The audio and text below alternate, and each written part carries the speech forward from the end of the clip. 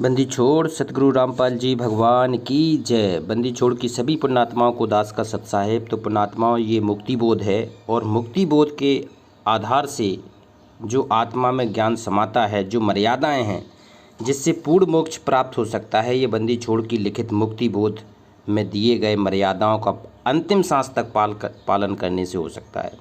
तो पुण्यात्माओं, एक एक वाणी जो भगवान ने लिख दी है वो बहुत ही अनमोल है, बहुत ही ज़्यादा अनमोल है, जिस पे चलना हम भक्तों के लिए मर्यादा है और ये अंतिम सांस तक हमें ये निभाना है। तो अभी कई पार्ट्स हो चुके हैं मुक्ति बोध के। आज का अंक बहुत ही बढ़िया है, क्योंकि इसमें क्या है, त्रिगुणी माया है, जो मोह है, जो रजगुण सतगुण तमगुण। इसमें तमगुणी भगवान शंकर जी की एक कहानी आती है कि शंकर जी का मोहिनी स्त्री के रूप पर मोहित होना। तो आइए इसको देखते हैं। तो जिस समय दक्ष की बेटी यानी उमा शंकर जी की पत्नी ने रामचंद्र जी की वनवास में सीता रूप बनाकर परीक्षा ली थी, श्री शिव जी ऐसा न करने को कहकर घर से बाहर चले गए थे। सीता जी का अपहरण होने के पश्चात श्री राम जी अपनी पत्नी के वियोग में विलाप कर रहे थे, तो उनको सामान्य मानव जानकर उमा जी ने शंकर भगवान की उस बात पर विश्वास नहीं किया कि ये विष्णु जी ही पृथ्वी पर लीला कर रहे हैं। जब उमा जी सीता जी का रूप बनाकर श्री राम के पास गईं, तो वे बोले, हे दक्ष पुत्री माया, भगवान शंकर को कहाँ छोड़ आई। इस बात को श्री राम जी के मुख से सुनकर उमा जी लज्जित हुई और अपने निवास आईं। शंकर जी की आत्मा में प्रेरणा हुई कि उमा ने परीक्षा ली है। शंकर जी ने विश्वास के साथ कहा कि परीक्षा ले आई। उमा जी ने कुछ संकोच करके भय के साथ कहा कि परीक्षा नहीं ली अविनाशी। शंकर जी ने सती को हृदय से त्याग दिया था, पत्नी वाला कर्म भी बंद कर दिया, बोलना भी कम कर दिया। तो सती जी अपने घर राजा दक्ष के पास चली गई। राजा दक्ष ने उनका आदर नहीं किया, क्योंकि उसने शिव जी के साथ विवाह पिता की इच्छा के विरुद्ध किया था। राजा दक्ष ने हवन कर रखा था। हवन कुंड में छलांग लगाकर सती जी ने प्राण अपने त्याग दिए। शंकर जी को पता चला तो अपनी ससुराल आए, राजा दक्ष का सिर काटा, फिर उस पर बकरे का सिर लगाया। अपनी पत्नी के कंकाल को उठाकर 10,000 वर्ष तक उमा उमा करती हुई पागलों की तरह फिरती रही। बताओ कितना प्रेम।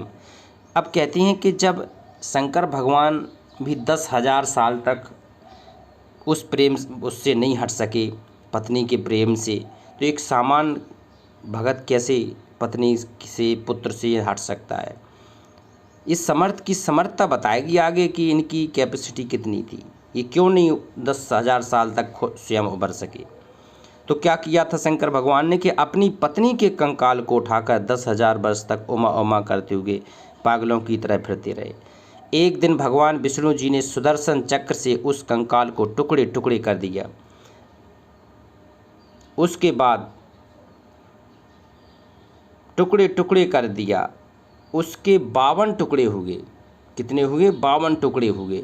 जहाँ जहाँ भी गिरे वहाँ वहाँ यादगार रूप में मंदिर बनवाए गए, जो 52 द्वारे कहे जाते हैं। बताओ, जो 52 द्वारे आज शंकर भगवान की प्रसिद्ध हैं, वो उस याद में बनाए जाते हैं। जहाँ पर धड़ गिरा वहाँ पर वैष्णव देवी मंदिर बना, जहाँ पर आँखें गिरी वहाँ पर नैना देवी मंदिर बना, जहाँ पर जीभ गिरी वहाँ ज्वाला जी का मंदिर बना, तथा पर्वत से अग्नि की लपट निकलने लगी। तब शंकर जी सचेत हुए और अपनी दुर्गति का कारण कामदेव सेक्स को माना।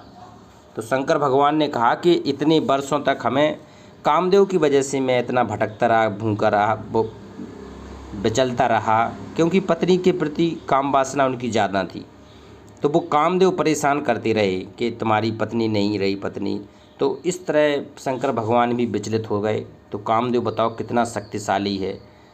कहते हैं दुर्वासा ऋषि जैसे योगी, पाराशर ऋषि जैसे योगी जो व्यास जी के पिता थे, कहते हैं अपनी मोहबेली अपनी बेटी के साथ भी इन्होंने किया था।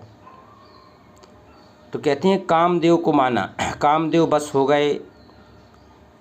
कामदेव बस हो जाए तो ना स्त्री की आवश्यकता हो और ना ऐसी परेशानी हो अगर कामदेव बस में हो जाए तो ये स्थिति हो ही नहीं सकती किसी की भी। यह विचार करके हजारों वर्ष काम का दमन करने के उद्देश्य से तप किया। अब हजारों साल तक काम को दबाने के लिए, सेक्स को दबाने के लिए तप किया।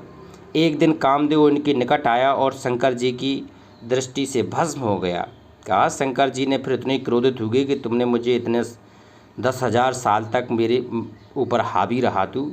तो बाद में फिर शंकर भगवान ने कामदेव को अपनी कहते हैं तीसरे नेत्र से उसको भस्म किया था। शंकर जी को अपनी सफलता पर असीम प्रसन्नता हुई। जो भी देव उनके पास आता था तो उससे कहते थे कि मैंने कामदेव को भस्म कर दिया, यानी काम विषय पर विजय प्राप्त कर ली। मैं कभी भी किसी सुंदरी से प्रभावित नहीं हो सकता। अन्य तो विवाह किए हुए हैं, वे ऊपर से सुखी नज़र आते हैं, अंदर से महादुखी हैं।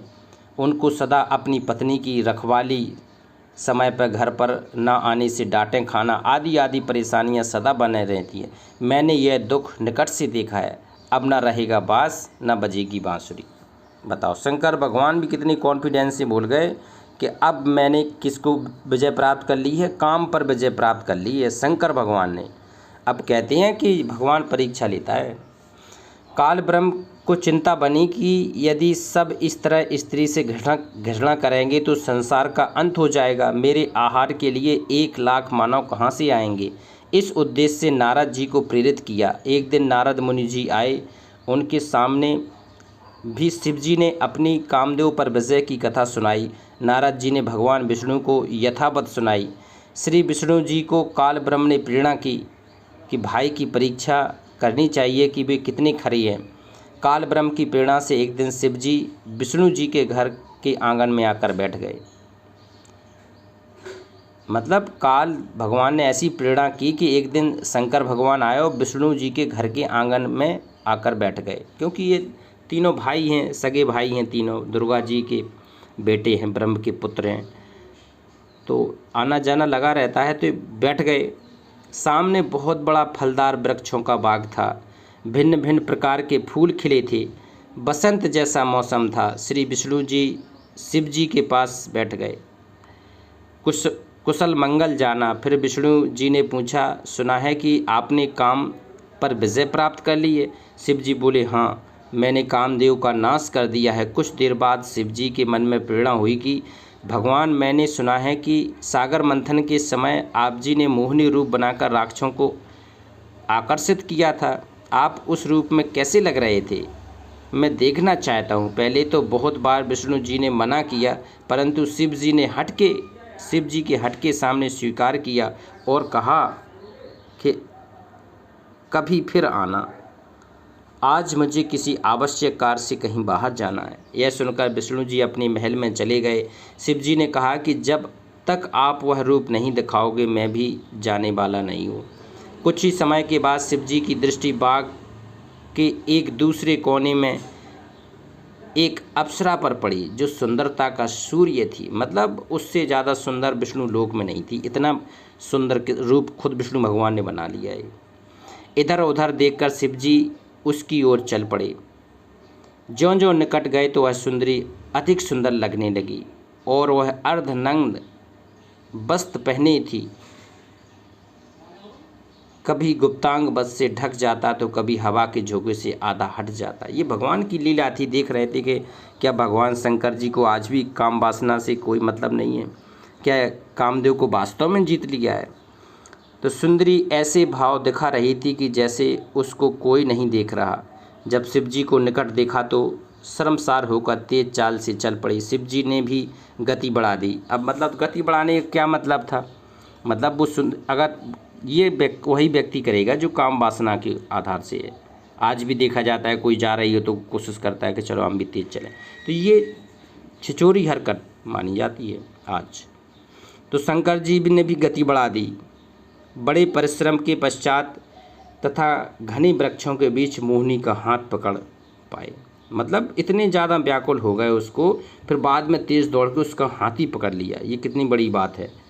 मतलब पर स्त्री का हाथ पकड़ना ये तो बहुत बड़ा जुर्म है।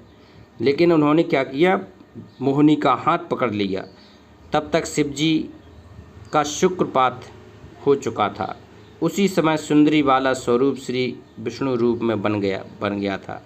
भगवान विष्णु जी शिवजी की दशा देखकर गुस्साए और कहा कि ऐसे उन राक्षसों से अमृत छीन कर लाया था। वे राक्षस ऐसे मोहित हुए थे जैसे मेरा छोटा भाई कामजीत अब काम पराजित हो गया। शिवजी ने उसके पश्चात हिमालय राजा की बेटी पार्वती से अंतिम बार विवाह किया। इसके बाद में विवाह भी किया उन्होंने। पार्वती वाली आत्मा वही है जो सती जी की थी। पार्वती रूप में अमरनाथ स्थान पर अमर मंत्र शिवजी से प्राप्त करके शिवजी की आयु तक अमर हुई हैं पार्वती। इस प्रकार वाणी में कहा गया कि शंकर जी की समाधि तो अडिग ना डिगने वाली थी, जैसा पौराणिक मानते हैं। वह भी मोहे गए, कहते हैं शंकर भी मोहे गए। बताओ, माया के बस हो गए। तो फिर आज के मनुष्यों की बात ही क्या है। गंधर्व एक मानव जाति जो गंधर्व गोत्र की है तथा गण देवों के नौकर जैसे शिव के गण गणेश तो हैं। गणों का ईश तथा ज्ञानी मुनि यानी विद्वान कहे जाने वाले ऋषि जी भी अजब नबेला ने है सुंदर युवा स्त्रियों से गजब का प्रेम करते हैं, अनोखा।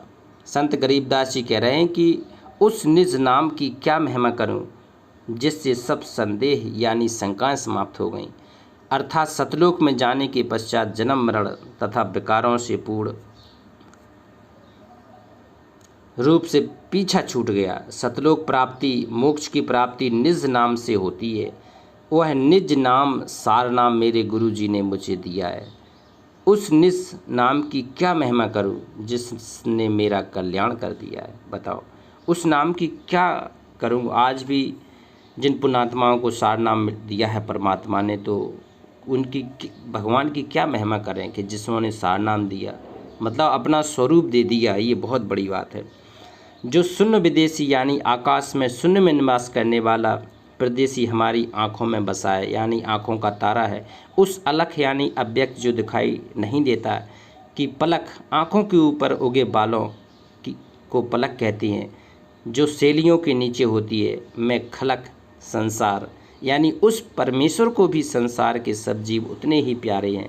वह भी खलक को अपनी पलकों पर रखता है। सतगुरु के शब्द यानी मोक्ष करने वाले नाम को समझ और अपना कल्याण करा। जे इनके सरलार्थ हैं जो वाणियाँ ऊपर पड़ी थीं अभी। परमेश्वर जो शून्य में रहने वाला परदेशी है, वह हमारे हृदय में बसा है, यानी हम अपने परमेश्वर से बहुत प्यार करते हैं बंदी छोड़ से। जिस स्थान पर सतलोक में परमेश्वर रहते हैं वह स्वप्रकाशित है। जैसे हीरा स्वप्रकाशित होता है, वहाँ पर प्रकाश करने के लिए सूर्य की आवश्यकता नहीं है। वहाँ पर दिन रात निस्रात्रि और बासर दिन नहीं होती है। वहाँ निस्वासर है ही नहीं, दिन रात है ही नहीं, हमेशा इसी तरह स्वप्रकाशित। वहीं प्रदेशी सतपुरुष त्रिकुटी में अन्य रूप में रहता है। त्रिकुटी में कहती हैं परमात्मा काल भी छुपा रहता है, परमात्मा भी गोपनीय रूप से रहता है। और जब भगत जाता है तो वहाँ सतगुरु रूप में प्रकट हो जाता है। तो उस शरीर की शोभा शंख पद्मों की रोशनी जितनी है, सतलोक में परमेश्वर के एक रोम शरीर के बाल की छवि करोड़ सूर्य और करोड़ चंद्रमाओं जितनी है। पद्म की रोशनी तो एक चंद्रमा जैसी ही होती है, पर त्रिकुटी पर सतपुरुष कम तेज वाले शरीर में विद्यमान है। त्रिकुटी तीर का अर्थ है त्रिकुटी के किनारे। यहाँ तीर का अर्थ किनारा है, जैसे यमुना के तीर कृष्ण बंसी बजाई रे। उस परमेश्वर जी ने कोकिलकीर कोयल पक्षी और जैसी मधुर वाणी बोलकर ज्ञान बताया था। उस परमेश्वर की सत्ता यानी आधिपत्य सहस्त्र कमल हजार पंखुड़ी वाले कमल पर भी है, क्योंकि वह कुल का मालिक वासुदेव है। सहस्त्र कमल बाग का भावार्थ है कि जहाँ हजार ज्योतियों का बाग सा लगा है, उस स्थान का मालिक वास्तव में सतपुरुष अभिगत राम ही है। जैसे चक्रवर्ती सम्राट के अधीन सर्व राजा तथा उसके सुंदर नगर और निवास भी आते हैं, वे उसी के माने जाते हैं। उस परमेश्वर को प्राप्त करने वाले नामों में एक सोहम नाम भी है। देखो आ गया। अन्नमंत नाम भी है, जिनको तरतीजन यानी क्रमवार बारी बारी एक के बाद दूसरा जैसे तरतीबार दिया जाता है। सोहम नाम के जाप में ध्यान लगना ही संतों की समाधि है। इसी में धुन लगाते हैं, इसको सहज समाधि कहते हैं।